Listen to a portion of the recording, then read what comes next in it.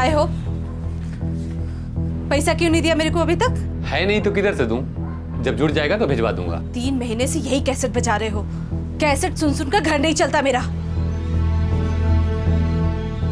तो क्या भूखे पेट सोती है उस वसंत के साथ? वो तेरा घर क्यों नहीं चलाता? हे दिनेश, आखिरी बार कहती हूँ मैं, अगर बसंत भाव के खिलाफ कुछ भी बोला ना तो पुलिस में जाऊंगी मैं। तू जहन्नम में जा, लेकिन यहाँ खड़े होके मत भोग, समझी? तो फिर तू भी समझ ले, ये पैसे हक के हैं मेरे, भीख के नहीं मांग रही। अगर आज के आज मुझे पैसा नहीं मिला ना तो पुलिस आएगी तेरे से मिलने।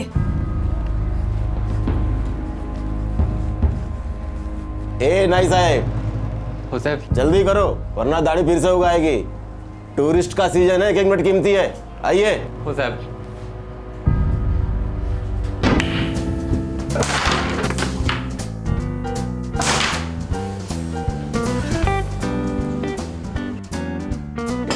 Shot, very good.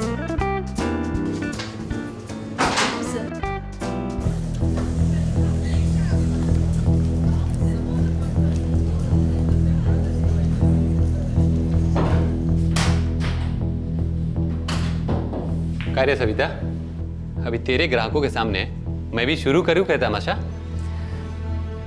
पैसे देने की ताकत नहीं है और धमकी देने निकला है तू। पैसे तो मैं लेके आया है, लेकिन एक फूटी कौड़ी भी नहीं दूंगा तेरे को। कर ले जो करना है। हे दिनेश, तेरे को वार्निंग मिला ना, सविता को परेशान नहीं करने का करके वार्निंग मिला ना? तेरे को वापस जेल का हवा खाने का क्या? बसंत भाऊ, आप गलत कर रहे हो। मेरी छोड़, तो अपनी गलती देख पहले। तुम लोग का तलाक के टाइम पे कोर्ट ने तेरे को ऑर्डर दिया था कि इसका जो भी महीने का घर खर्च बनता है तेरे को देना पड़ेगा और टाइम पे देना पड़ेगा। दिया था कि नहीं? बड़ी फिक्र है आपको सविता की। अरे बीवी मेरी थी, पैसे मैंने देने थे, जो भी हुआ वो हम दोनों के बीच की बात है। फिर आप बीच में क्यों आग लगा रहे हैं? दोनों के बीच कुछ सुलग रहा है क्या? देख दिनेश, जबान को लगाम दे। मुझे भला बुरा बोलता है, मैं चुपचाप सुन लेती हूँ, लेकिन बसंत भाव का नाम गंदा किया ना तो मैं चुप नहीं बैठने वाली, समझा तू? देखे दिनेश, सविता मेरे प्ले जोन में काम करती है, मेरी इज्जत करती है और मैं उसका शुभ चिंतक है, समझा? तेरा इधर हर बार आकर के इस तरह से हंगामा करने से क्या होने वाला है? अरे इसका जिंदगी बिगाड़ के तेरा जिंदगी तो सुधरने वाला है ना? इसका जो भी महीने का बनता है चुपचाप से दे दे टाइम पे। और सुन, सविता से दूर रहे, आखिरी वार्निंग दे रहा हूं तेरे को।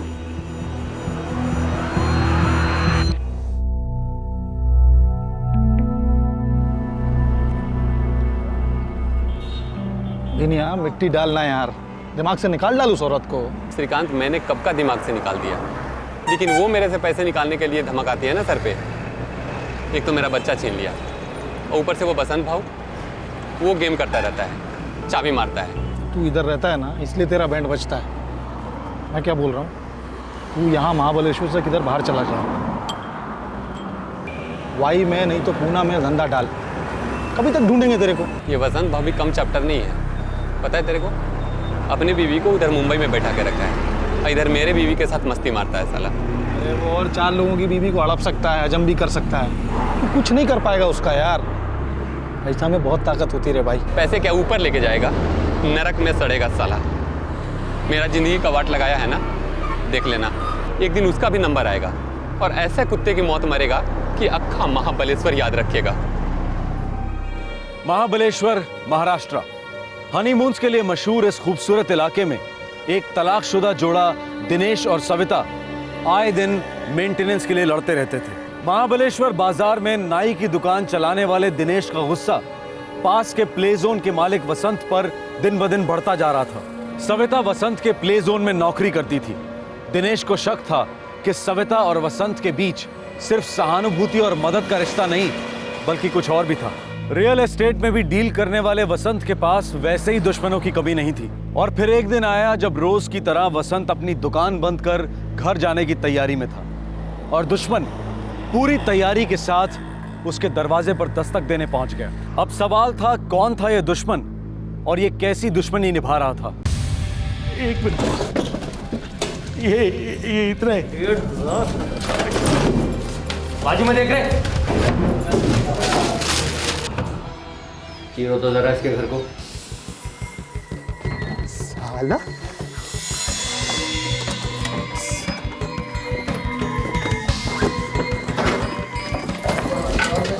कम से कम 3-4 लाख रोकड़ा तो होगा ही होगा। बसंत भाव,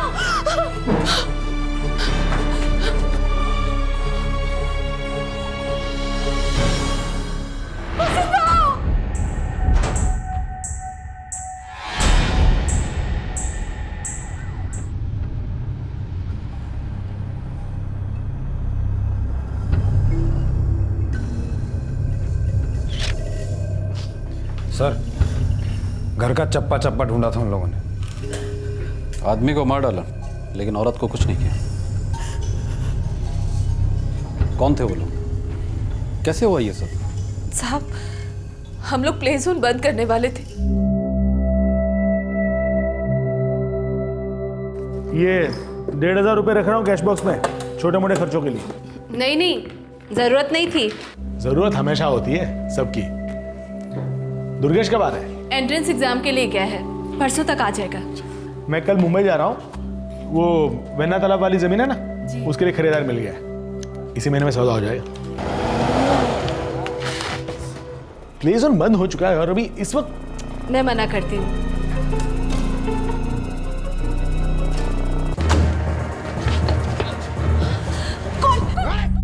वसंत भाई को गोली मारी लेकिन तुम्हें मारने के लिए लौटे नहीं। नहीं सर, मैंने पहले गोली चलने की आवाज सुनी और फिर गाड़ी शुरू होने की आवाज। तो तुम चिल्लाई नहीं, खुद को खोला कब? मेरे मुंह पर पट्टी बंधी थी साहब। पट्टी खुलते ही मैं चिल्लाने वाली थी कि तभी गोली की आवाज सुनी। मैं बहुत डर गई साहब, और जब गाड़ी की आवाज सुनी उसके बाद मैंने अपने आप को खोला। दुर्गेश कौन है?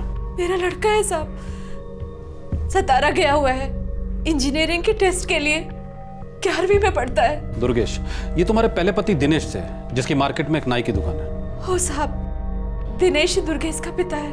अच्छा, जब गाड़ी बाहर रुकी थी तो तुमने उसे देखा था? हो साहब। उसके नंबर पर ध्यान गया था? नहीं, लेकिन MS02, हाँ, और सफेद रंग की एम्बेसडर थी।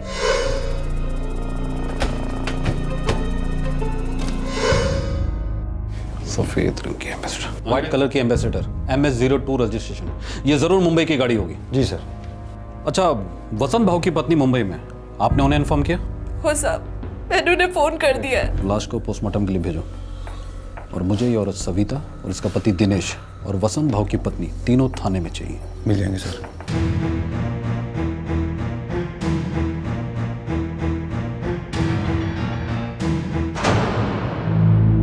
तीन गोलियां बॉडी से बरामद हुई हैं। तीनों काफी क्लोज रेंज से चलाई गई थी, यही कोई 1-2 फीट की दूरी से, और एक गोली सीने को चीरती हुई चली गई एंड डेथ वाज इंस्टेंट।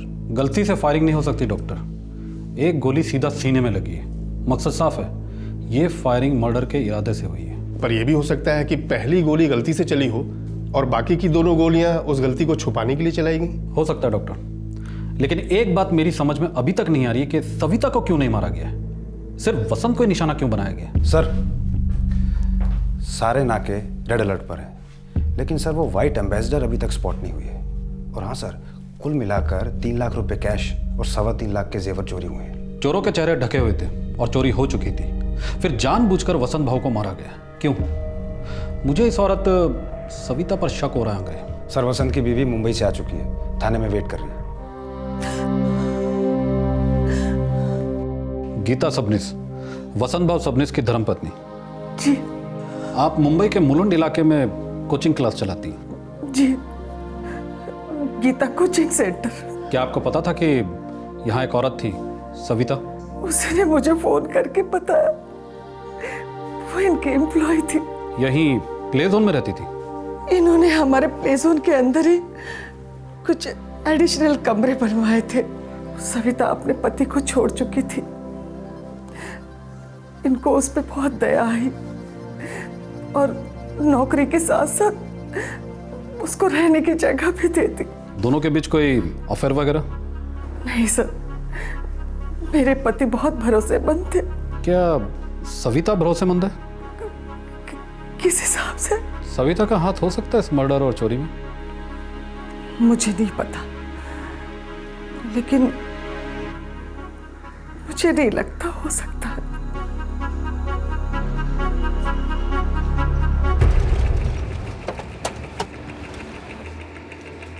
अरे गावडे साहब, आओ साहब, इकडे बसा, बसा साहब।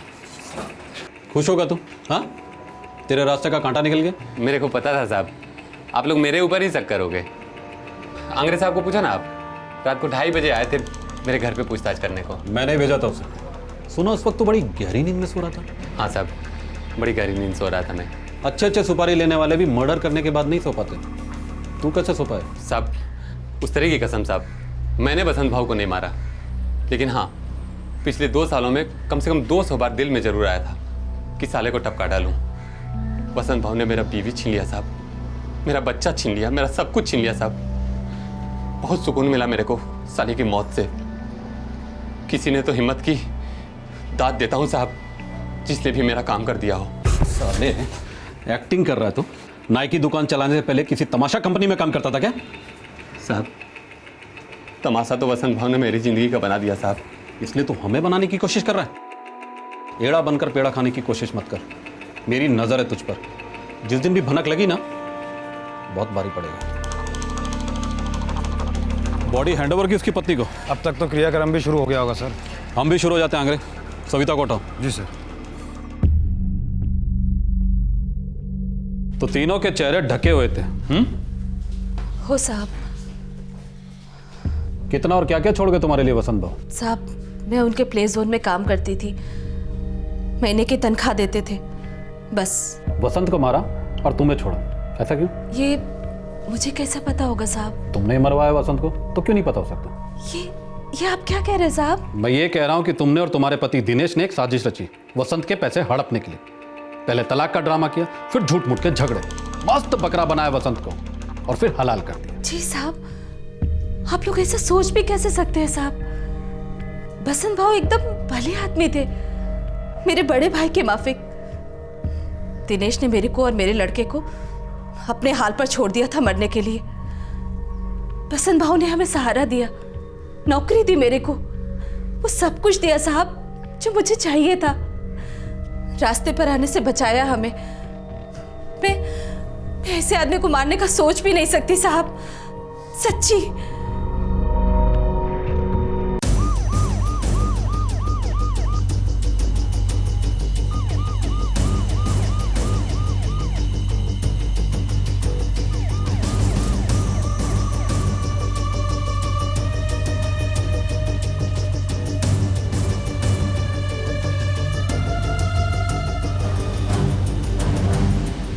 सर, इलाके के सारे हिस्ट्री शीटर्स को राउंड अप किया, अंदर बाहर छानबीन करी, कुछ नहीं मिल रहा है सर। साहब, ये वसंत भाऊ ने तो कई लफड़े पाल रखे थे।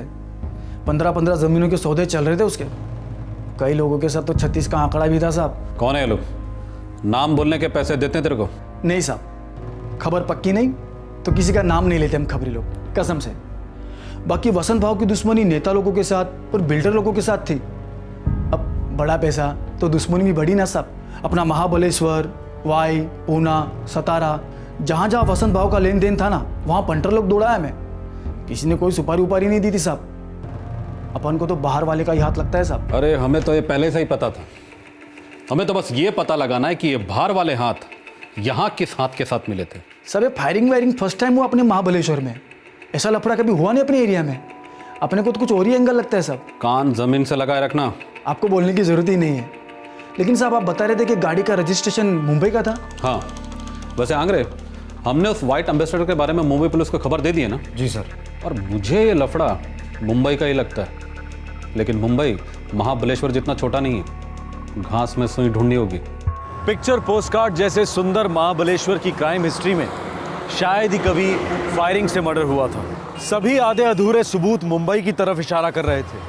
पूरी संभावना लग रही थी कि वसंत सबनेस को मारने की सुपारी मुंबई में दी गई होगी। अब सवाल यह था कि सुपारी किसने दी थी और क्यों, और यह तभी पता चल सकता था जब शूटर्स पकड़े जाते। और शूटर्स के बारे में अब तक कोई सुराग नहीं मिला था, पर अनुमान लगाया जा रहा था कि वो शायद मुंबई को ही बिलोंग करते थे।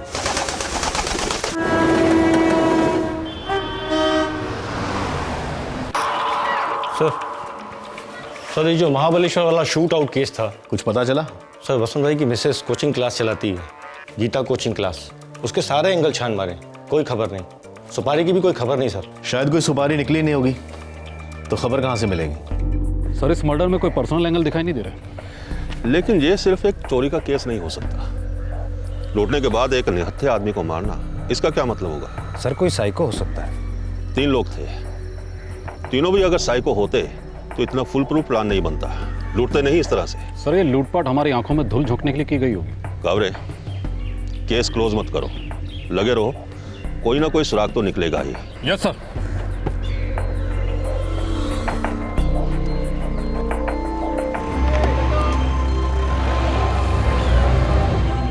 इस केस को हुए 1 महीना बीत चुका था, लेकिन इस केस में अब तक कोई प्रोग्रेस नहीं हुई थी। जैसे जैसे और समय बीतता गया, सभी को लगने लगा कि ये चोरी का केस था जिसमें फायरिंग एक्सीडेंटली हुई थी। शायद ये सोची समझी सुपारी किलिंग नहीं थी। सविता पहले की तरह प्ले जोन मैनेज करने लगी और उसका एक्स हस्बैंड दिनेश अब चैन की सांस लेने लगा। उसका हमेशा से मानना था कि वसंत सविता को भड़काता था और उसके सविता के साथ संबंध थे, पर अब वसंत इस दुनिया में था नहीं। और अब सवाल यह था कि क्या वसंत की मौत का राज हमेशा राज ही रहेगा?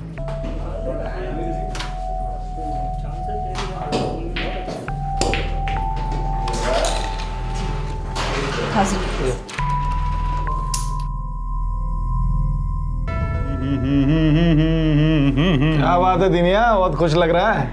अरे सर का बोझ हल्का हो गया श्रीकांत भाई, अब तो झिकझिक भी नहीं करती साली। पुलिस कितना भी सर फोड़ ले, अक्खा महाबलेश्वर खोद डाले, हम लोगों को टच नहीं कर पाएगी। तो अपन ने कहाँ कुछ किया, जो भी हुआ वो ऊपर वाले की मर्जी से। श्रीकांत भाई सचमुच वो भाई लोग आसमान से टपके थे। हैं?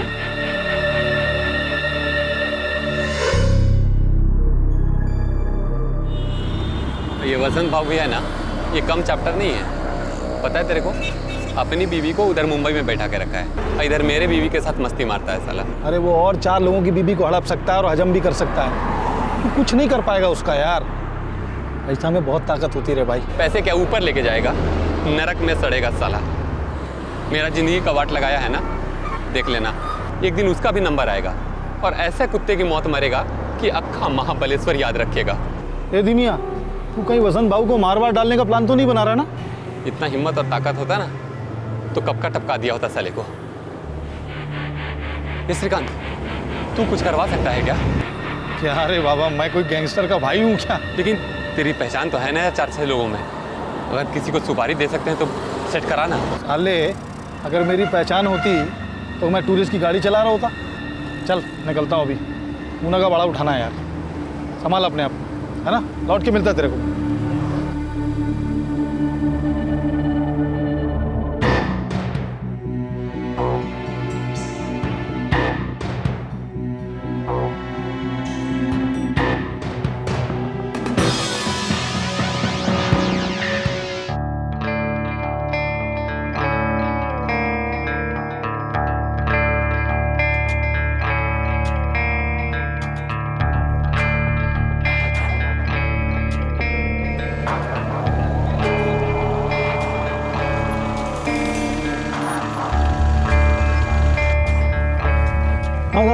यार गाड़ी बंद पड़ गई है, आगे ढाबे तक छोड़ दोगे क्या? 800 रुपये लगेगा भाई। क्या बात कर रहे हो यार? यार खाली गाड़ी जा रही है, वो भी इतनी रात गए, कुछ तो रहम कर। अरे हमारा टूरिस्ट गाड़ी है, क्या रात क्या दिन मीटर डाउन नीचे रहता है। मंजूर हो तो बोलो, नहीं तो जाने दो। चलता हूँ मैं। ठीक है यार, चले यार। अरे सुनो, गाड़ी ठीक होने तक तुम यहीं रुको, ठीक है? हम लोग ढाबे पर जाके आते हैं। हाँ चलो रे।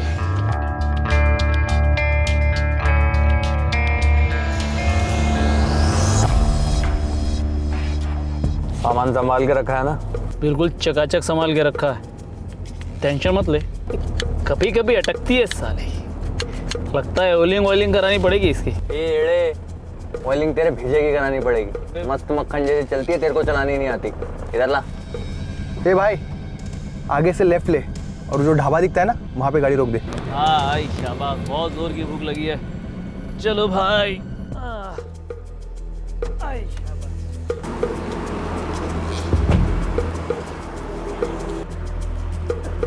भाई साहब, आप लोग किसी गैंग वैंग से हैं क्या? स्कूल टीचर हैं, पैसे मिल गए ना, चल कट ले यहाँ से। चल छोड़ो। कहाँ मर गया? काट लगा भाई के लिए। श्रीकांत तू कुछ करवा सकता है क्या? क्या रे बाबा, मैं कोई गैंगस्टर का भाई हूँ क्या? लेकिन तेरी पहचान तो है ना 4-6 लोगों में, अगर किसी को सुपारी दे सकते हैं तो सेट करा ना।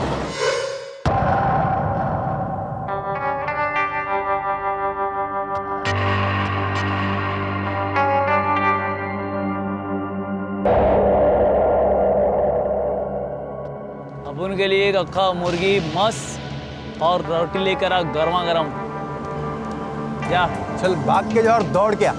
पानी ये गिलास डाल दे। भाई साहब एक काम करना। अब क्या काम है? महाबलेश्वर में काम। महाबलेश्वर में क्या काम है? भाई साहब एक आदमी का काम तमाम करना है।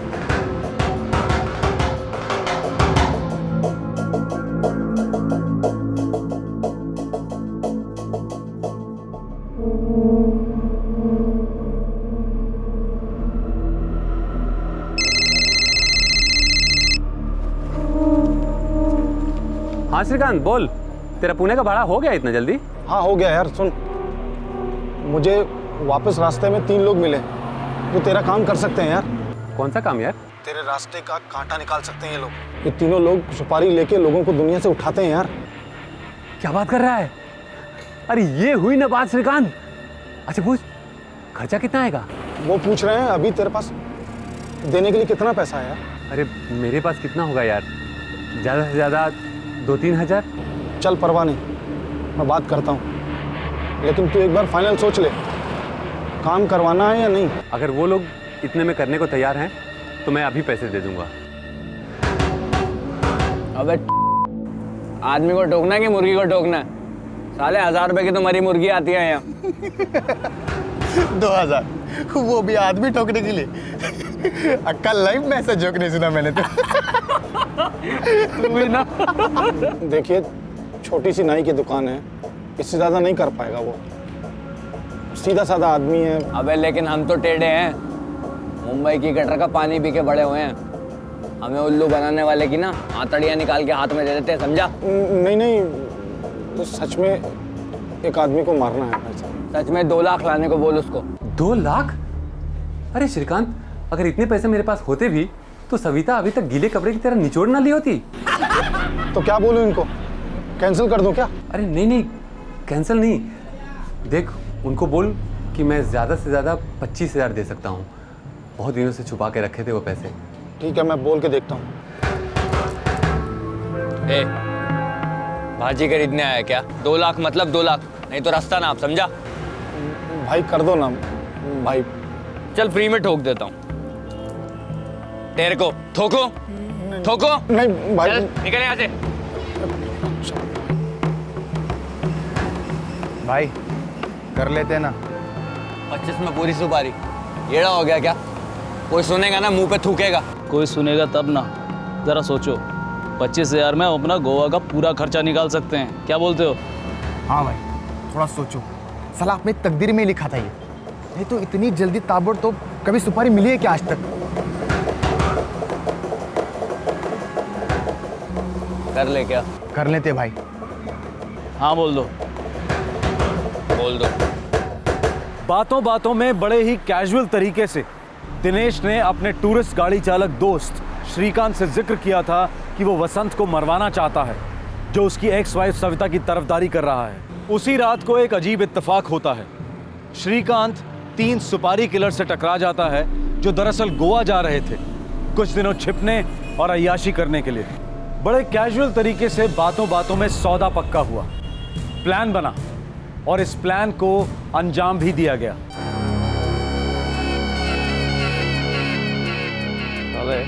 येड़ा तो हड्डी भी खा गया। मजा आ गया।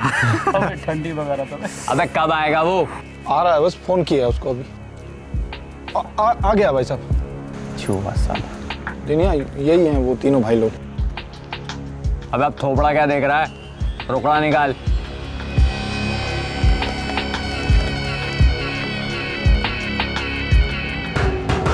सुपारी किसके लिए? वो यहाँ से थोड़ी दूर पे मार्केट का इलाका है, उधर उसका प्ले जोन है। रहता भी वहीं है क्या? हाँ उधर ही रहता है, अभी भी है मेरी बीवी के साथ। बीवी को भी टपकाना है? नहीं, सविता को कुछ मत करना आप लोग। अबे नहीं करेंगे कुछ, चलो रे। अब भाई साहब काम ऐसा करना कि फिर बीच में मेरा नाम ना आए। बे शाने, अब तू हमको हमारा काम सिखाएगा? साला तुम दोनों प्रैक्टिस करोगे? हाँ बता बता। भाई साहब ऐसे बोल दिया, गलती से बोल दिया, समझा उसको।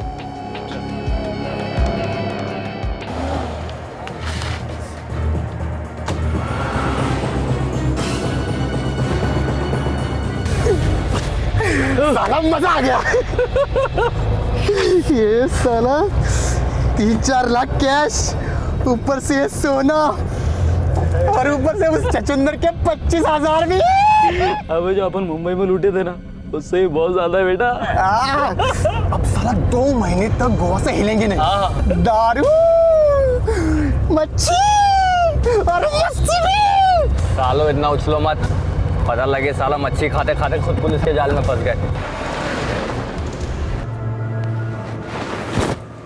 सही है रे दिमिया, तेरा नाम आने का कभी कोई चांस ही नहीं है। अरे शक तो हमेशा सविता पे ही बना रहेगा यार। वो थे तीनों तीरंदाज, पता है, उसको अंदर बांध के चले गए कमरे में, वो भी जिंदा। और पुलिस सविता पर चील की तरह नजर बनाए हुए है। अरे मुझसे पैसे मांगना तो दूर, नजर तक नहीं मिलाती साली। सही है यार। तीनों कॉन्ट्रैक्ट किलर्स अपने बिल में छुपकर लूटे हुए पैसों से अय्याशी कर रहे थे। सुपारी देने वाले दोनों अपनी सफलता पर गदगद हो रहे थे। इन पांचों को लग रहा था कि अच्छी किस्मत सिर्फ इन पर चमकी नहीं थी, बल्कि गरजी थी। यह केस लंबे अरसे तक फाइलों में बंद रहा, लेकिन दफन हालत में भी यह केस हल्की हल्की सांसें ले रहा था, तकदीर को दस्तक दे रहा था, बिना सुलझे दम तोड़ने से इनकार कर रहा था। हमने कई केसेस में देखा है कि संयोग यानी कि चांस क्राइम डिटेक्शन में फरिश्ते का काम कर जाता है। अचानक एकाएक सुरागों की बौछार होने लगती है।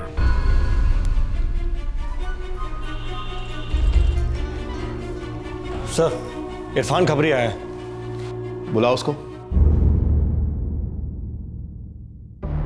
तो चिकलवाड़ी घाट के ऊपर गए तीनों, पक्की खबर है ना? 100% पक्की खबर है सर।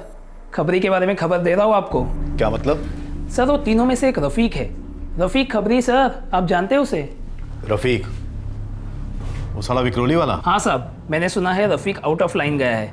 उसने एक उस्मान और एक राजेश के साथ मिलकर गैंग बना ली है। बोल ना, बोल और बोल। साहब कांजूरमार्ग रेलवे स्टेशन के पास एक ज्वेलरी की दुकान है, उसे लूटने की पूरी फील्डिंग कर ली है वो लोग ने। कभी करने वाले ये लोग ऐसा? आज शाम को साहब, जब पूरा स्टेशन भीड़ से घचाघच भरा होगा। भोसले, उठा लेते हैं उनको। और कुछ? अक्टूबर में थाने में जो ज्वेलरी की दुकान लूटी गई थी, महावीर ज्वेलर्स। हाँ साहब, इन तीनों ने ही लूटी थी और फिर वहां से गोवा निकल गए थे। Very good Irfan. Bhosle sir, team ready कर। देख, मैं गाड़ी लेकर सिग्नल पर रहूंगा, तुम लोग फट करके चढ़ जाना। ठीक है, हम लोग माल लेकर पब्लिक में घुल मिल जाएंगे और वहीं से भंडू पहुंचेंगे। बरोबर? बराबर, एकदम बरोबर। और एक बात ध्यान रहे, पब्लिक में ज्यादा भागा दौड़ी करने का नहीं। आप टेंशन मत लो।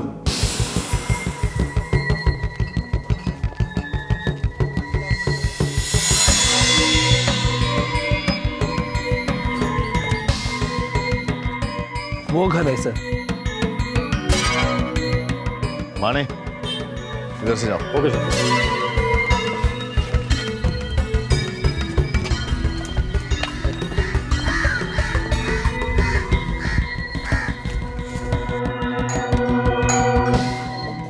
अबे अब कौन होगा बे? किसी को बुलाया था क्या? चाय वाला होगा, सुबह से 10 बार पैसे के लिए पूछ के गया है। मैं देता हूँ साले को खर्चा पानी।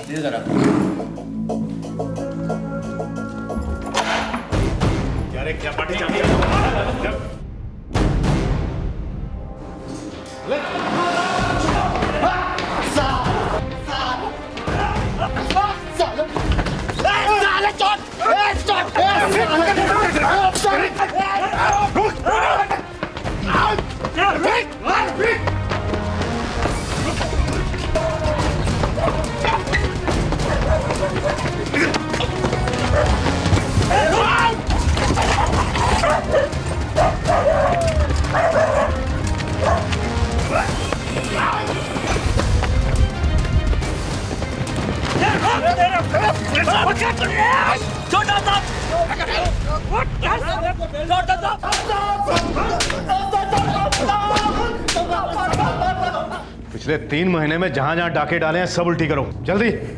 और तुम साले रफीक डबल ढोल की, एक तरफ तो हम लोगों के लिए काम करता है और दूसरी तरफ ज्वेलरी स्टोर्स में डाके डालता फिरता है। पैसों की सॉलिड गरज थी साहब, इसलिए पहला काम करने वाला था साहब। इससे पहले कुछ नहीं किया साहब, सच्ची कहता हूँ साहब। पता नहीं साहब ये प्लान कैसे लीक हो गया। लोग के बाप हैं हम, हैं? अगर तेरे को पाला है ना तो तेरे जैसे 36 को जेब में रखता हूँ मैं। अक्टूबर में थाने के महावीर ज्वेलरी स्टोर को लूटा था कि नहीं? नहीं साहब, नहीं की थी साहब। बोल। हाँ साहब, हाँ लूटा था। तो माल किधर उड़ाया? गोवा की एक दुकान में बेचा साहब। गोवा कैसे गया तू? कौन है तेरा उधर? साहब हम तीनों ने थाने स्टेशन से कार चुराई, एम्बेसडर, उसी में गोवा पहुंचे हम। गाड़ी किधर है? गाड़ी किधर है?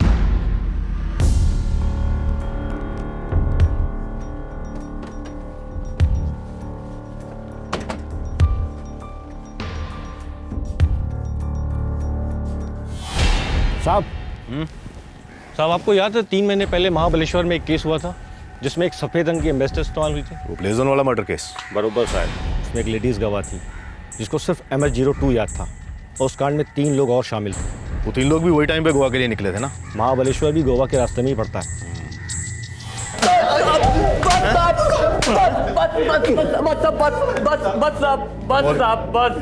साहब वो जो महाबलेश्वर का प्ले जोन वाला था साहब, उसको हम ही ने ठोका था साहब, लूटा भी था साहब। ये प्ले जोन तो ज्वेलरी स्टोर नहीं था ना? हाँ, फिर क्यों गया उधर?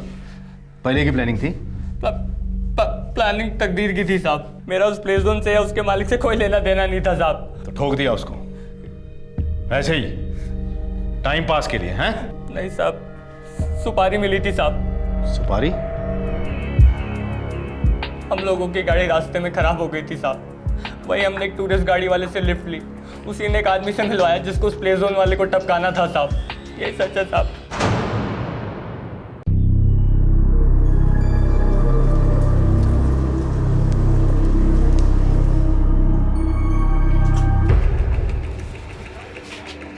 अरे गौड़े साहब,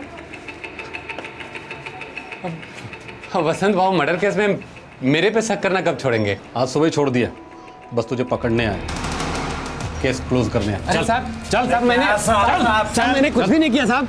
साहब आपको मैंने कुछ भी नहीं किया साहब। चल अंदर चल। अरे साहब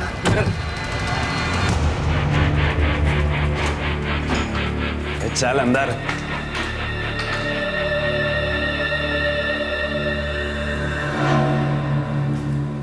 अरे श्रीकांत, ये पुलिस वाले हम तक कैसे पहुंच गए? अरे वो तीनों सुपारी वाले पकड़े गए, हम लोग का नाम बोल डाला हमने। Thank you sir. सविता भाई, वसंत भाव के कातिलों को पकड़ लिया गया। कौन थे वो लोग साहब? किराए के हत्यारे, मुंबई से आए थे। आपके भूतपूर्व पति दिनेश ने सुपारी दी थी। आपने कभी सोचा भी नहीं होगा? नहीं सोचा नहीं था साहब, लेकिन सुनकर हैरानी भी नहीं हो रही है।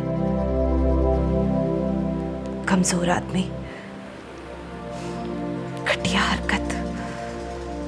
3 गैंगस्टर्स के साथ अचानक हुई टक्कर ने एक शातिर मर्डर कॉन्स्पिरेंसी का भांडा फोड़ दिया। यह षड्यंत्र मानो फुल प्रूफ था। पूरे 2 महीने के बाद भी इन्वेस्टिगेशन एक कदम आगे नहीं बढ़ पाई थी। इस केस की फाइल शायद हमेशा के लिए धूल चाटती रहती अगर वो तीनों क्रिमिनल्स एक और जुर्म करने ना निकल पड़ते। लेकिन वो तीनों थे आदत और पेशे से मजबूर। लेकिन इस बार तकदीर ने साथ नहीं दिया। वो पुलिस के हाथ लग गए और वहां से बाय चांस वसंत सबनिस के मर्डर का खुलासा हुआ। जुर्म की दुनिया है ही ऐसी। शायद लोगों को लगता होगा कि कई केसेस डिटेक्ट होते ही नहीं, पर सच्चाई ये है कि आज नहीं तो कल कानून मुजरिम के दरवाजे पर दस्तक देता ही है।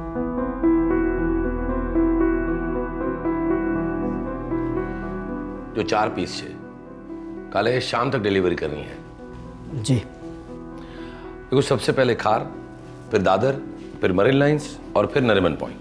ठीक है।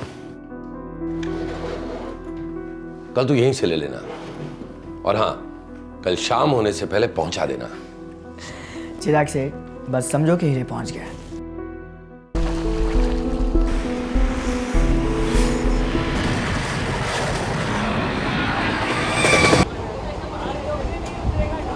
शिफ्ट के टाइमिंग क्या लगा?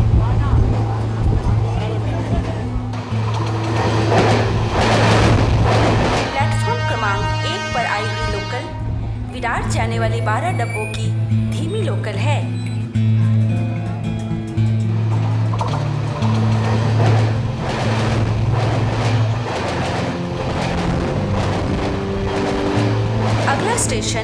विरार।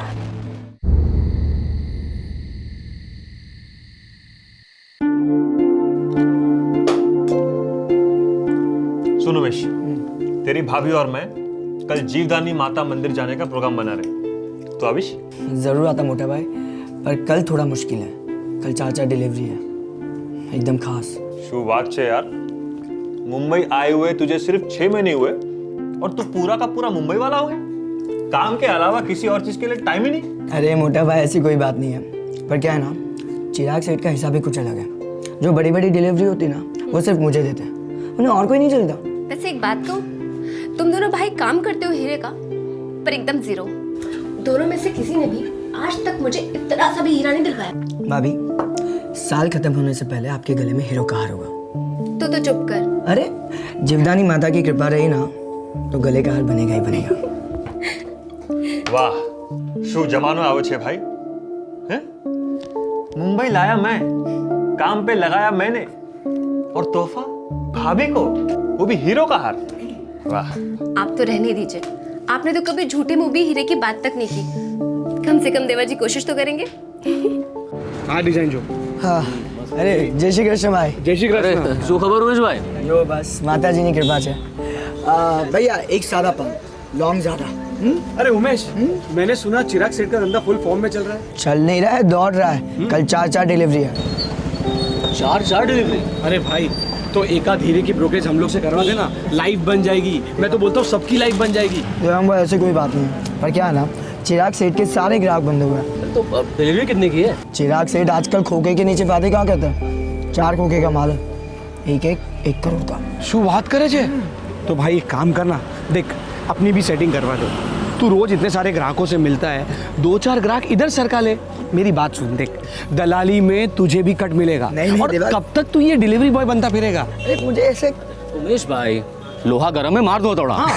विपुल भाई, देवांग भाई, लोहा अभी तक तपा नहीं और हथौड़ा मैंने कभी पकड़ा नहीं। थोड़ा पैर जमाने दो, फिर बात करते हैं ना।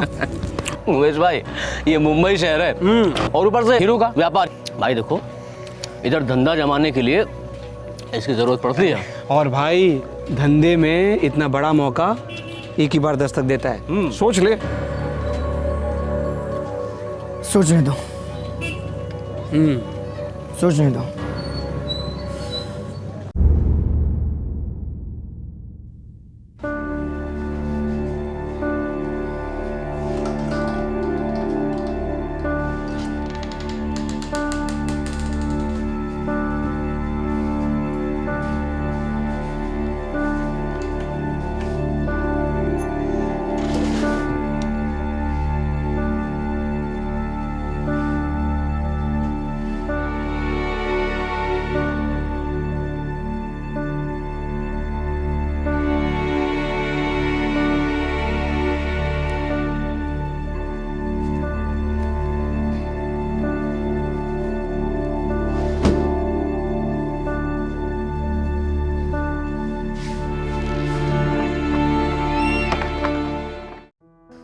नवंबर 2011 मुंबई।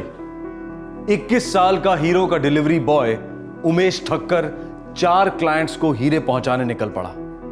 4.5 करोड़ रुपए के हीरे। यह अरबों रुपयों का पारंपरिक व्यवसाय सिर्फ एक शब्द पर चलता है, और वो शब्द है भरोसा। उस शाम को उमेश घर नहीं पहुंचा। क्या लालच ने उमेश के जमीर पर दस्तक दी थी? क्या बेहद कीमती हीरो ने भरोसे को खरीद लिया था?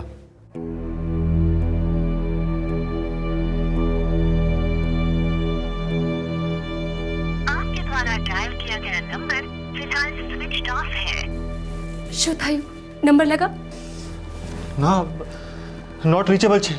बहुत बड़ी डिलीवरी थी। मुझे तो बहुत डर लग रहा है। हे जीवदानी माता, हमारे देवर जी को जल्दी से घर ले आइए। कुछ नहीं अंकल, क्यों? तू ठीक तो है ना? जो ने करो फोन जो समझ गए। हेलो, हाँ सुरेश भाई, जय श्री कृष्ण। सुरेश भाई ना फोन छे। हाँ सुरेश भाई, जय श्री कृष्ण। कैसा लगा माल? मुझे क्या पता चिराग भाई, मेरे हाथ में तो माल आया ही नहीं। ये आप क्या कह रहे हैं सुरेश भाई? उमेश तो सुबह ही लेकर निकल गया था। अरे चिराग भाई, मेरे यहाँ उमेश आया ही नहीं। क्या?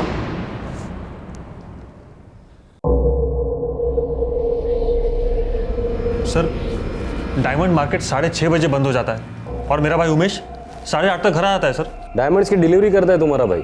जी सर, आज उसकी 4 डिलीवरी थी, सभी बड़ी बड़ी। सर, ये है मिस्टर चिराग, डायमंड मर्चेंट। ये भी उमेश ठक्कर को लेकर ही कंप्लेन दर्ज कराने आए हैं। जय श्री कृष्ण चिराग सेठ, हमारा उमेश घर नहीं पहुंचा और उसने मेरा हीरा भी नहीं पहुंचाया। डिलीवरी कहाँ करनी थी उसे? खार, दादर, मरीन लाइंस और नरीमन पॉइंट।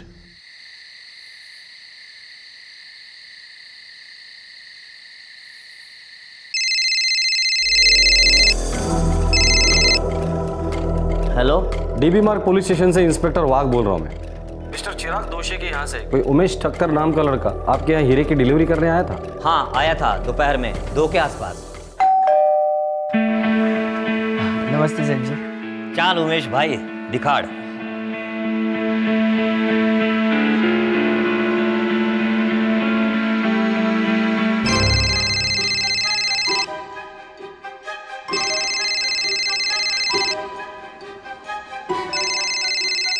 हाँ, उमेश 3:30 को डिलीवरी करके गया। 4:30 बजे डिलीवरी की थी उमेश ने। केम जो रमन भाई? उमेश तुम्हारा हीरो।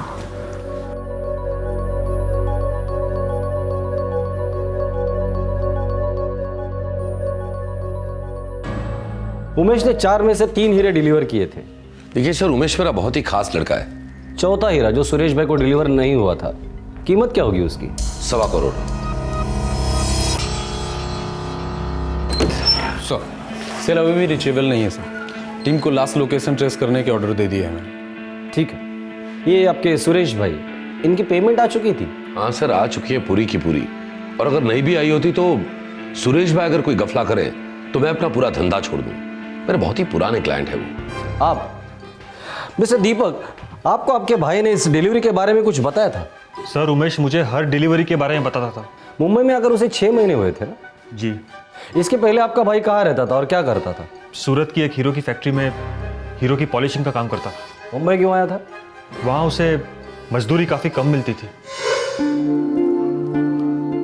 जो उमेश, तू मेरा छोटा भाई है, मेरा घर तेरा घर, लेकिन मुंबई ना तो तेरी है ना तो मेरी है। यहाँ तुझे सीढ़ी के एकदम नीचे से धीरे धीरे ऊपर चढ़ना पड़ेगा। मोटा भाई, मैं खून पसीना एक कर दूंगा। मुझे ब्रोकर बनने में पूरे 3 साल लगे। मैं कुछ भी करने के लिए तैयार हूँ, जो मिले वो। बस एक बार मुझे हीरो के बाजार में एंट्री मिल जाए।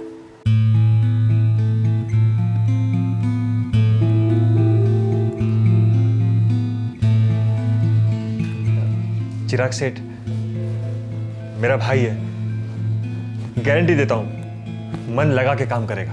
अरे दीपक, इसमें तो कोई डाउट ही नहीं है। पर देखो, तुम तो जानते हो मेरे पास पॉलिशिंग का कोई काम है नहीं, क्योंकि वो मेरी लाइन ही नहीं है भाई। मेरा तो तैयार माल का धंधा है। सिर्फ मैं कोई भी काम करूंगा। हाँ, मुझे एक डिलीवरी बॉय की जरूरत है, करेगा? जरूर करूंगा, क्यों नहीं। जो तू दीपक नो भाई है, तो दीपक पर जितना भरोसा रखा है उतना ही भरोसा तुझ पर रख रहा हूं। हमारी जबान से सेठ, उमेश ईमान का पक्का है। पिछले 6 महीने से पूरी लगन से काम कर रहा था उमेश। मेरा एकदम खास डिलीवरी बॉय बन गया था वो। तो 6 महीने के बाद अचानक एक हीरे के साथ उमेश गायब कैसे हो गया? सर, ये सच है कि हीरा नहीं पहुंचा है, ये भी सच है कि उमेश गायब हुआ है, लेकिन उमेश हीरा गायब नहीं कर सकता। वो ऐसा नहीं है सर। ठीक है, हम सुबह तक इंतजार करते हैं। अभी तक उमेश के सेलफोन का आखिरी लोकेशन भी पता नहीं चला है। जैसे ही आखिरी लोकेशन पता चल जाएगा, सारी सच्चाई भी सामने आ ही जाएगी।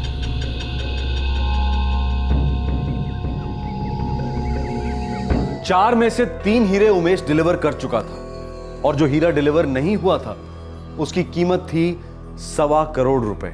अगर उमेश के इरादे सही नहीं होते तो वो चारों हीरे लेकर गायब हो सकता था, जिनकी कीमत थी 4.5 करोड़ रुपए। लेकिन उसने ऐसा नहीं किया। तो क्या यह उसकी एक चाल थी, ताकि शक की सुई उसकी तरफ इशारा ना करे?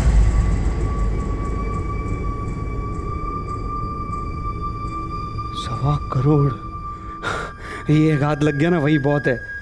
मामला थोड़ा ठंडा हो जाए तो इसको तोड़कर बेच डालते हैं। सर, हमने उमेश के सेलफोन की लोकेशन ट्रेस कर ली है। कहाँ थी लोकेशन? सर गिरगांव 5:15 बजे। लेकिन सर उसके बाद से उसका नंबर कंटिन्यू बंद बता रहा है। ये गिरगांव में तो चिराग का ऑफिस है जहाँ उमेश काम करता था। जी हाँ, और वो वहाँ से सीधा नरीमन पॉइंट जाने वाला था जहाँ पे चौथे हीरे की डिलीवरी होनी थी। लास्ट किस नंबर से बात की थी उसने? 299898777671।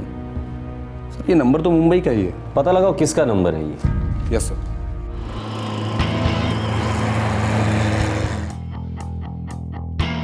मुझे नहीं लगता कि वो ऑफिस लौटा होगा।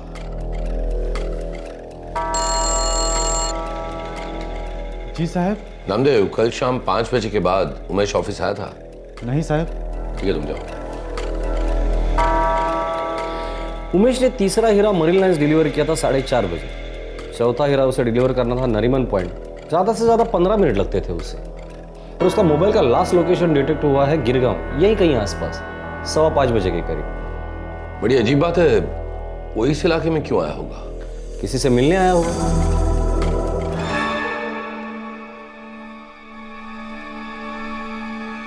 ये सीसीटीवी पूरे बिल्डिंग में लगाया हुआ है? जी सर, पूरे बिल्डिंग में, हर फ्लोर पे, हर कोने में, क्योंकि इस बिल्डिंग में सभी ऑफिस डायमंड वालों के ही हैं। मुझे कल शाम 4 बजे से लेकर 6 बजे तक की सारी सीसीटीवी फुटेज चाहिए।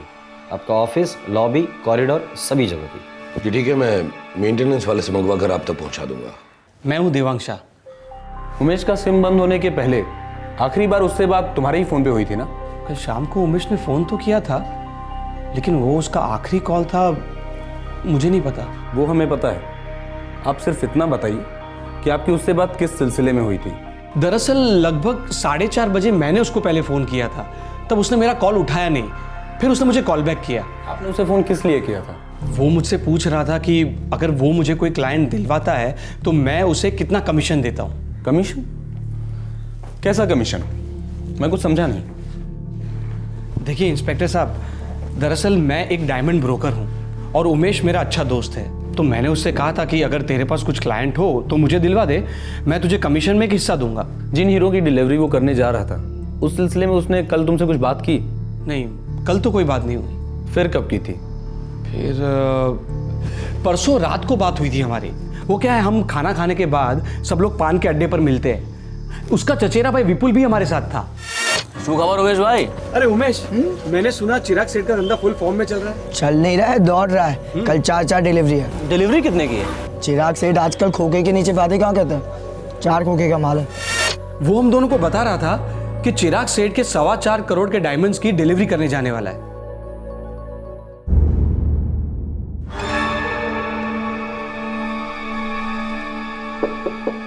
आओ।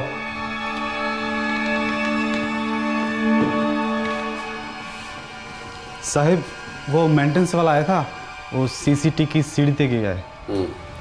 1 मिनट रुको। देखो, तुम डीबी मार्ग पुलिस स्टेशन जाओ, वहां पुलिस इंस्पेक्टर वाघ होंगे जो यहाँ आए थे ना, उनके हाथ में सीढ़ी दे देना। हो साहब।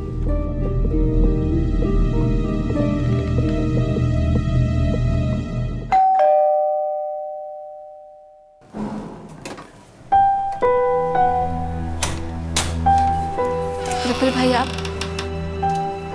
सीजल बिन, ये क्या सुन रहा हूँ? उमेश गायब हो गया? कल से फोन ही नहीं उठा रहा है। हम सब तो बहुत डरे हुए हैं। हाँ, कोई बड़ी डिलीवरी करने वाला था, ऐसा कुछ बोल रहा था वो। हाँ, 3 ग्राहकों तक तो उसने ठीक ठाक हीरे की डिलीवरी कर दी, लेकिन चौथे वाले के यहाँ अभी तक नहीं पहुंचा। और पुलिस क्या कह रही है? कुछ नहीं, पुलिस के हाथ अब तक कुछ नहीं लगा।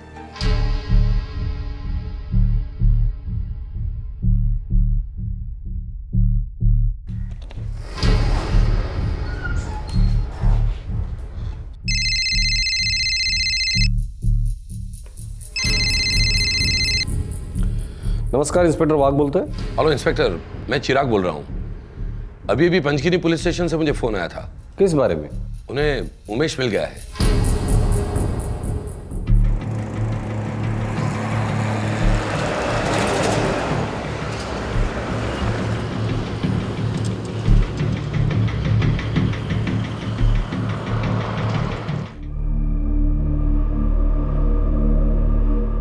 आइए, मेरे साथ आइए।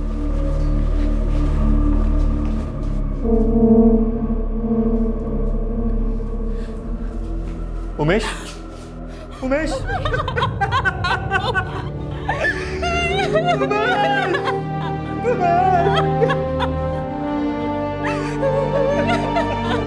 शाम को 4 बजे के आसपास एक गांव वाले का फोन आया, बोला कि वहाँ ये लाश पड़ी है।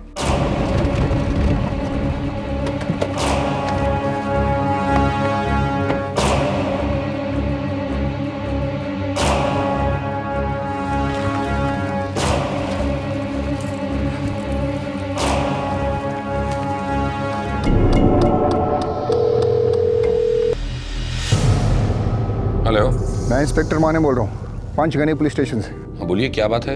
आपके यहाँ कोई उमेश ठक्कर काम करता है? हाँ, वो कल से मिसिंग है। कोई खबर है उसकी? आपको फौरन पंचगनी आना होगा। क्यों, क्या बात है? आप उसकी फैमिली को भी लेके आइए। ओह, आपका मतलब?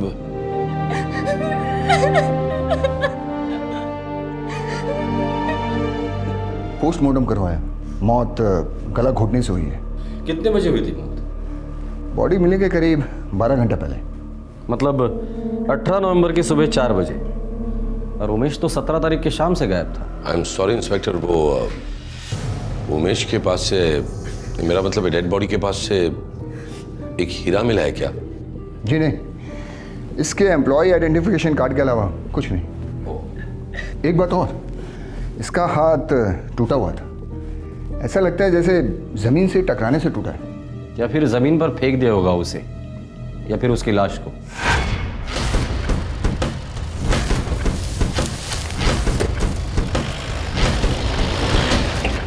सत्रह नवंबर 2011 की शाम को 21 साल का diamond delivery boy Umesh Thakkar Mumbai से गायब होता है। दूसरे दिन 18 नवंबर को उमेश की लाश मिलती है पंचगनी पुलिस को, झाड़ियों के बीच। पोस्टमार्टम रिपोर्ट कहती है मर्डर। किसने किया था उमेश का कत्ल, और लाश पंचगनी कैसे पहुंच गई? कत्ल मुंबई में हुआ था या पंचगनी में, या फिर कहीं और? कई सवाल एक साथ उठ रहे थे, और एक सवाल था 1.25 करोड़ का। वो चौथा कीमती हीरा कहां था?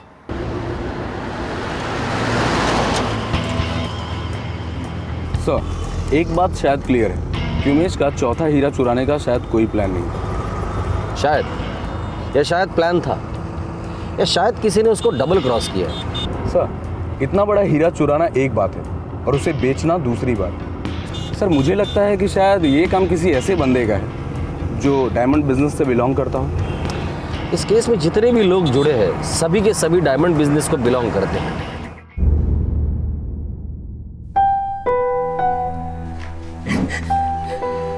डेड बॉडी ले जा सकते हैं आप।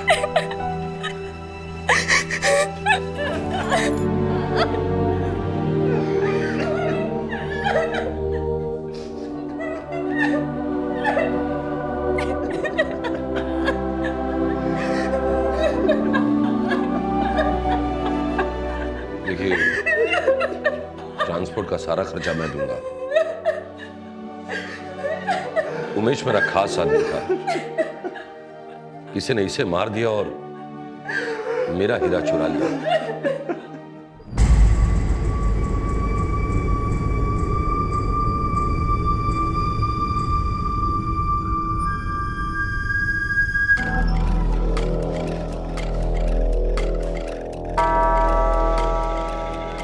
पर हो सकता है सीसीटीवी फुटेज से हमें कुछ लीड मिल जाए।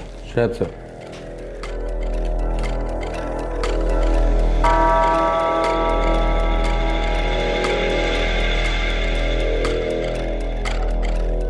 उमेश, ये 4:55 को उमेश ऑफिस आया था। सर, मरीन लाइंस डिलीवरी के ठीक बाद। उमेश किसी का तो इंतजार कर रहा था।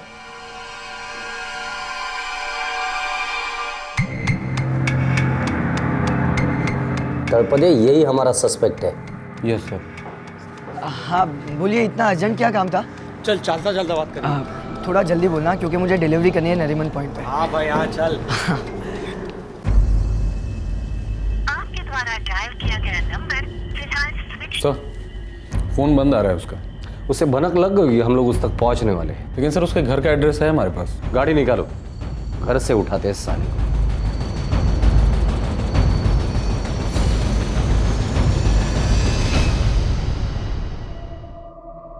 अरे भाई आप पीस तो देखो एक बार, पीस देख के हैरान हो जाओगे और हमारा डिस्काउंटेड प्राइस सुन के आप डबल हैरान होगे। हाँ हम अभी निकल रहे हैं, सुबह तक पहुंच जाएंगे।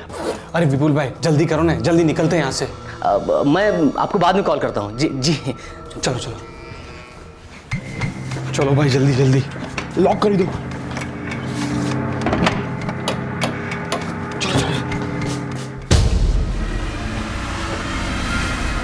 हमें देख के हैरान हो गए या फिर डबल हैरान हो गए?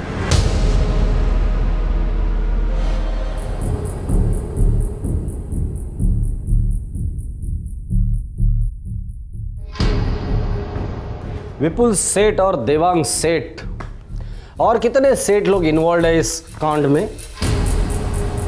विपुल उमेश का चचेरा भाई था और देवांग उमेश का खास दोस्त था। ये दोनों भी डायमंड बिजनेस में काम करते थे। इन दोनों को उमेश की हर डिलीवरी के बारे में पता होता था जो वो अपने चिराग सेठ के लिए करता था। चिराग सेठ मुंबई के डायमंड बिजनेस के बड़े व्यापारियों में से एक था। 6 महीने में ही उमेश ने उसका भरोसा जीत लिया और उसने उमेश को अपना खास डिलीवरी बॉय बना दिया। इन 6 महीनों में विपुल और देवांग ने उमेश के साथ गहरी दोस्ती बना ली थी, लेकिन ये दोस्ती थी ही नहीं, ये एक षड्यंत्र था जिसका एक खास मकसद था। विपुल भाई हूँ शू कहूँ छू, थोड़ा टाइम देते ना उसको, अपने आप हमारे साथ जुड़ जाएगा। सीधी उंगली से घी निकालने की कोशिश करते हैं। लेकिन देवांग भाई मेरे को डाउट है, वो जो उमेश का भाई है ना दीपक, उससे मेरी आज तक कभी नहीं जमी। उसने जरूर मना किया होगा कि तू विपुल से दूर रहे, और उमेश अपने भाई के खिलाफ कभी नहीं जाएगा।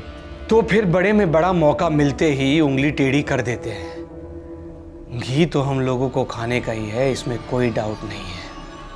4 डिलीवरी? अरे भाई तो एक आध हीरे की ब्रोकरेज हम लोग से करवा देना, लाइफ बन जाएगी। मैं तो बोलता हूँ सबकी लाइफ बन जाएगी। देवांग भाई ऐसी बात नहीं है, पर क्या है ना, चिराग सेठ के सारे ग्राहक बंद हुए हैं। तो डिलीवरी कितने की है? चिराग सेठ आजकल खोखे के नीचे बातें कहाँ करते हैं। 4 खोखे का माल है, एक करोड़ का। शू बात करे जे? तो भाई एक काम करना, देख अपनी भी सेटिंग करवा दो। तू रोज इतने सारे ग्राहकों से मिलता है, 2-4 ग्राहक इधर सरका ले। मेरी बात सुन, देख दलाली में तुझे भी कट मिलेगा। नहीं, और कब तक तू ये डिलीवरी बॉय बनता फिरेगा? अरे मुझे ऐसे। उमेश भाई लोहा गर्म है, मार दो थोड़ा। हाँ। विपुल भाई, देवांग भाई, लोहा अभी तक तपा नहीं और हथौड़ा मैंने कभी पकड़ा नहीं। थोड़ा पैर जमाने दो फिर बात करते हैं ना। उमेश भाई ये मुंबई शहर है और ऊपर से हीरो का व्यापार। भाई देखो इधर धंधा जमाने के लिए इसकी जरूरत पड़ती है। और भाई धंधे में इतना बड़ा मौका एक ही बार दस्तक देता है। सोच ले। सोचने दो। सोचने दो। विपुल भाई बड़ा मौका आ गया है। उंगली टेढ़ी करने का वक्त आ गया है। तो कल ही कर डाले काम। ऐसा कल फिर कब आएगा? लेकिन देवांग भाई इस बार सारी प्लानिंग तुम्हें करनी है, क्योंकि वो मेरी बात तो सुनेगा नहीं। टेंशन मत लो आप, मैं पटा लूंगा उसको। चलो ठीक।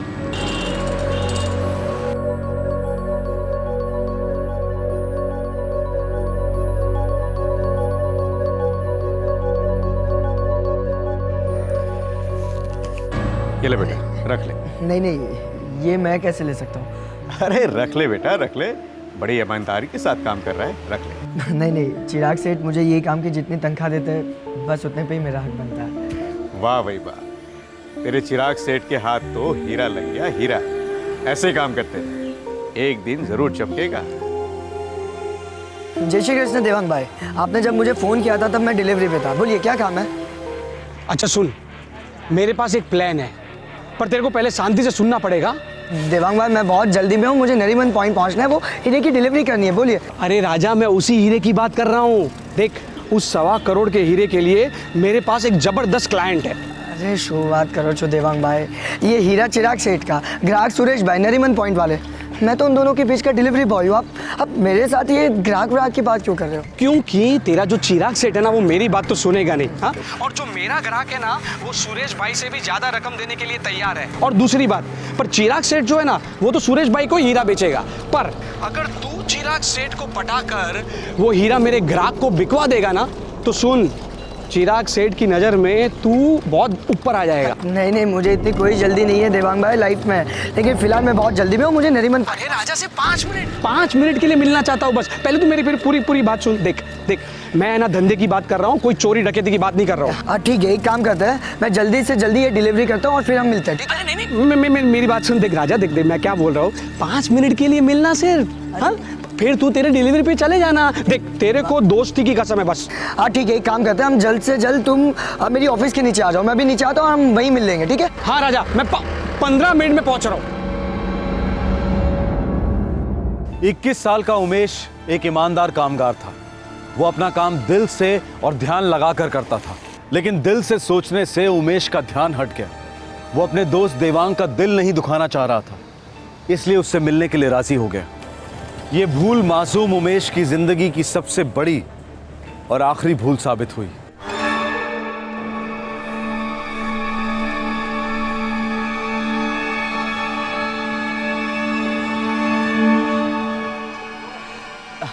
बोलिए देवांग भाई, इतनी जल्दी क्या थी? क्या अर्जेंट क्या बात थी?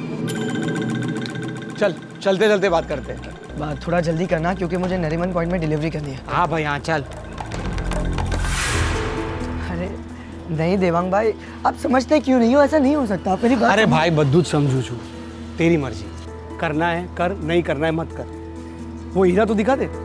शुरुआत करो छो देवांग भाई, आप भी तो इसी धंधे में हो ना, उसूल जानते हो। ग्राहक को छोड़कर हीरा किसी और को नहीं दिखाया जा सकता। ओ भाई, धंधे के उसूल मेरे को मत सिखा। ऐसे 4-6 हीरे ना मैं रोज सुपारी की तरह बेचता हूँ। मैं तो सिर्फ तेरे को समझाने की कोशिश कर रहा हूँ और तू मेरे पे डाउट कर रहा है। नहीं, वाह देवांग भाई ऐसी बात नहीं, आप ठीक है।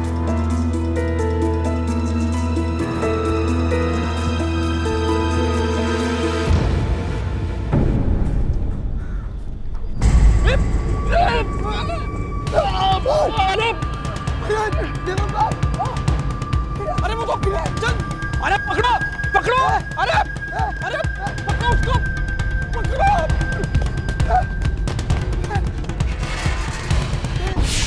क्या क्यों चोर? मैं तो बर्बाद हो गया। भाई मैंने एक बात की, तूने उसको बताया था कि विपुल को हम लोग इधर मिलने वाले हैं? अरे देवांग भाई, मैं क्यों बताऊंगा कि हम लोग यहाँ पे मिलने वाले? बहुत चालाक निकला यार ये। अरे यार, लेकिन मैं क्या करूँ, मैं तो बर्बाद हो गया। मैं चिराग सेठ को क्या मुंह दिखाऊंगा? अरे भाई तू पहला रड़वानू बंद कर और मेरी बात सुन। तू बर्बाद नहीं होगा, वो चोर विपुल बर्बाद होगा। मुझे मालूम है उसका खास ग्राहक कौन है। तू मेरे साथ चल, मैं अब भी तेरे को मिलाता हूँ। तू चल मेरे साथ। लेकिन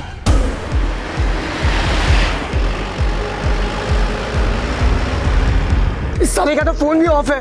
अरे कमाल करे जे तू, 1.25 करोड़ का हीरा चुरा के भागा है तेरे पास, तेरा फोन क्यों उठाएगा? अरे मैं तो कहता हूँ छोड़ो उसको, छोड़ो उसके ग्राहक को। हम एक काम करते हैं, पुलिस को मिलते हैं। चलो। पुलिस को फोन करेगा ना तो पुलिस तेरे चिराग सेठ को फोन करेगी। क्यों अपने पैर पे कुल्हाड़ी मार रहा है तू? देख मेरे पे भरोसा रख, मैं तेरा हीरा है ना उसके पास से वापस दिलवाऊंगा, क्योंकि मुझे पता है विपुल कहाँ गया होगा। क्या? कहाँ है विपुल? बिल्कुल तेरे पीछे। क्या? देख देख देख। विपुल भाई एक काम करते, इसकी लाश है ना पीछे की सीट पे डाल देते हैं। अरे नहीं देवांग भाई, हाँ? एक काम करते हैं, इसको 2 गज जाके फेंक देते हैं। एक काम करो, फिर ना उसको नीचे दबा के रखना ताकि आजू बाजू आने वाले लोग देखे नहीं। समझ गए देवांग भाई?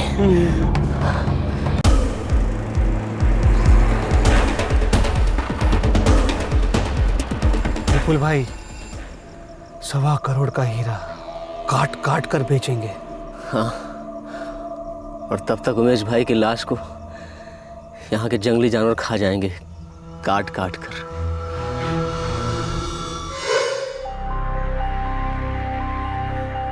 मेहनत नहीं करनी थी, शॉर्टकट लेना था, इसलिए एक मासूम और मेहनती लड़के की जिंदगी को कट शॉर्ट कर दिया तुम लोगों ने। लॉकअप में डाल दो सालों को, कल कोर्ट में पेश करते हैं। चल।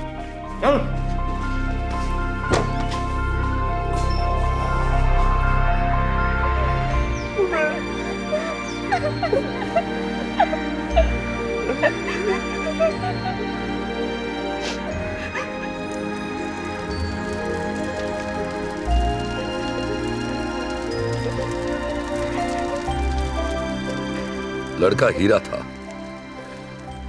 और उसकी तकदीर में चमकना नहीं लिखा था। सोना चांदी एक तरफ और हीरा एक तरफ। शायद ही कोई ऐसी आंखें होंगी जो हीरे की चमक से मोहित ना होती हों, लेकिन हीरों की चमक कुछ आंखों की रोशनी छीन लेती है। वो लालच में अंधे हो जाते हैं, इस हद तक अंधे कि उन्हें हत्या जैसा जुर्म भी जायज लगता है, जैसा कि विपुल और देवांग को लगा। और इसका शिकार हुआ हीरा मंडी का एक मेहनती लड़का उमेश, जो जायज तरीकों से एक दिन इसी मंडी में व्यापार करने का ख्वाब देख रहा था। आज का ये केस कहानी है लालच की, लेकिन इसमें सीख मिलती है सावधानी की। अपने काम की डिटेल्स और फाइनेंशियल बातों के बारे में दूसरों को जरूरत से ज्यादा जानकारी देना दस्तक देता है लालच को, और फिर लालच दस्तक देता है खतरे को, और आखिरकार दरवाजा खुलता है जुर्म का। सामने वाले के लालच पर हमारा कंट्रोल नहीं हो सकता, लेकिन अपनी जुबान को हम कंट्रोल में जरूर रख सकते हैं। फिर मिलेंगे क्राइम पेट्रोल दस्तक के अगले एपिसोड में। तब तक अपना ख्याल रखें। जय हिंद। क्राइम पेट्रोल के और भी दिलचस्प कहानी देखने के लिए हमारे चैनल को सब्सक्राइब करें और बेल आइकॉन दबाना न भूलें।